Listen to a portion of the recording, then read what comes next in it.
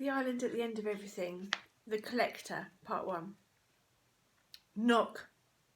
My body jumps awake, as if stopping itself falling from a great height. Knock, knock, knock! Someone is banging on the door. Nane is already up. Her side of the bed is cool, uncreasing slowly in her absence. My heart slows as I hear the door creak open and Bondok's voice. Tala, we're going to sort this out. Come with me. What do you... starts Nane. Come with me. Sister Marguerite's got an appointment. Appointment for what? For sorting this out. Let's go. I can't leave Amy. I'll come with you, I call, slipping on my sandals and hurrying through to where Nane is standing in the doorway. Bondok's hand is on her cheek and he drops it hurriedly, though I have seen his hand on her cheek and hers on his many times before when they thought I wasn't looking. Nane turns to me. I don't even know where we're going. I'll explain on the way, says Bondok, stepping back and holding out his hands to us. We have to be there by 9 or he won't see us. He? Come on, Tala. Capuno emerges from his brother's shadow. We have to leave now. Capuno is more sensible than Bondok, and him urging Nane seems to decide it. She wraps her face and picks up her stick, and I close the door behind us, hurrying to keep up with Bondok's strides. We are following the steps we took yesterday and the ones I took last night, down our street, through the field that is now houses, towards the hospital. I scan the doorstep for berries, but they're gone. Every one gone. As we walk, Nane hisses at Bondok to explain, and Bondok tells her that we're going to see Mr. Zamora to put our case to him. Our case? For Amy to stay. Nane's hand clenches mine, and I feel her slowly like it is walking through mud, and I am almost dragging her. I don't want to see that man. I know, says Capuno softly, but it's worth a try, yes? Nane stops and takes in a great hiccup of breath. Yes, I answer for her. Bondok squeezes my shoulder, and his hand huge and heavy and warm. Nane nods and we keep walking. We walk past the berryless houses and the queuing people at the hospital to Dr. Thomas's house, a neat square built on 2 floors with wrought iron balconies at the windows. Bondok knocks twice on the wooden door and Sister Marguerite opens it. Come quickly, it's nearly 5 past. Inside is cool, the floor stone like in church. There are framed pictures on the lemon yellow walls, and the first room we pass is filled with piles and piles of paper, with Dr. Thomas sitting in a low chair, leaning on his knees to write in a very large book. He looks up as Sister Marguerite ushers us on, closing the door on a piled paper room. The door has a small square sign saying Dr. Thomas hung lopsidedly. So he is a guest in your house now, says Nane, and Capuno shushes her while Bondok snorts. We are led up the stairs, which creak ominously as we climb. Sister Marguerite brings us to a stop on the narrow landing. We all crowd around the door.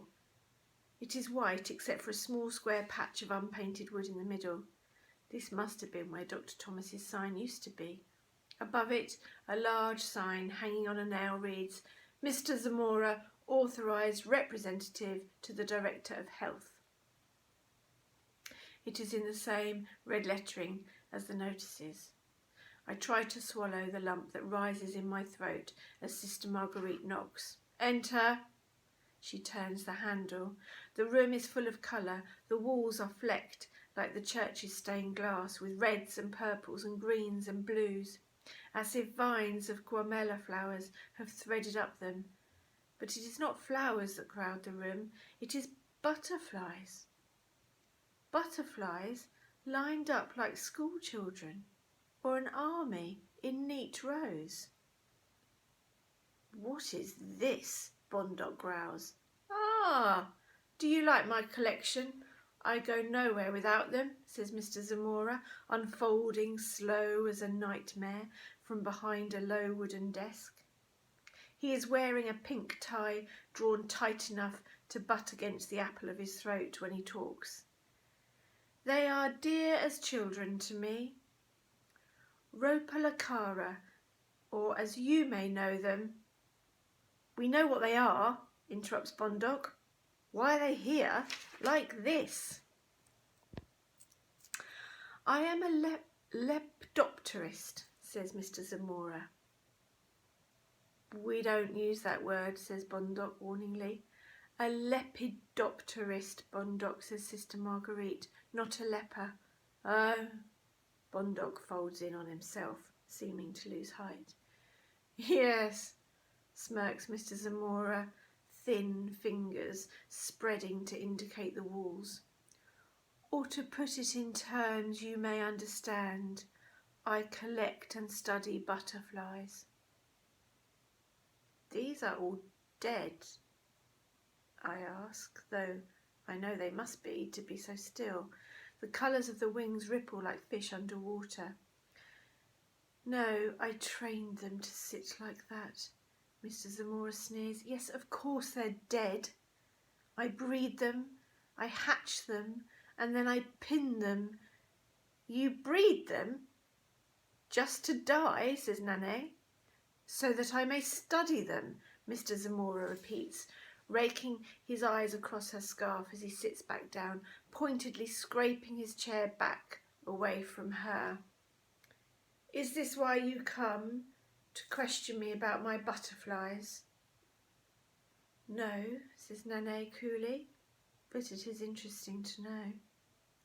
We've come, says Kapunu hurriedly, breaking the bristling silence, to discuss your plans to remove the children. The government's plans, interrupts Mr. Zamora.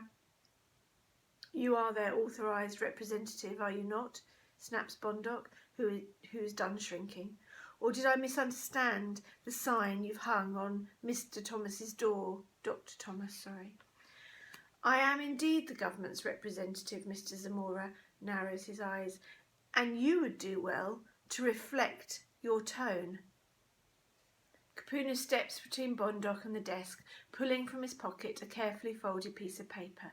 I have here a petition signed by the parents of all the untouched children who are to be taken, and plenty of us without children too. We demand, interjects Bondoc, that you reconsider the plans to relocate the children to places outside. Places outside? Mr. Zamora's voice is mocking, his thick eyebrows rising towards his thin hair. To the next island, says Kapuna calmly, to Coron. I see, says Mr. Zamora, obviously amused. My skin is as hot as if he were making fun of me. We feel it must be possible for the children to stay on Cullion. If not in the town itself, perhaps things can remain as they are, or perhaps they can keep to areas you've devised and see their parents in a monitored environment. Surely anything is better than separating families. Kapuna was a teacher before he came here, and I imagine a good one, with his straight back and his clear voice. So here it is.